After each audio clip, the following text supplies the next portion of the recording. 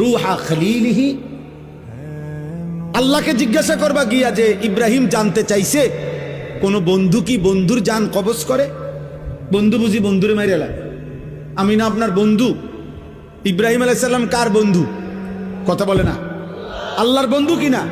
তো ইব্রাহিম আলাইহিস সালাম বলতেছে যাও গিয়া জিগাও কি বন্ধু এটা? বন্ধু বন্ধুরে মারতে কয়?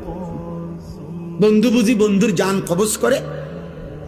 সুবহানাল্লাহ। আল্লাহ তাআলা তখন বললেন জিব্রাইল, আরে আজরাইল, মালাকুল মউত, তাহলে এক কাজ করো, তোমারে আমি আরেকটা প্রশ্ন করতেছি ইব্রাহিমকে বলার জন্য, তুমি হেঁটে গিয়া কও, যাও আবার যাও।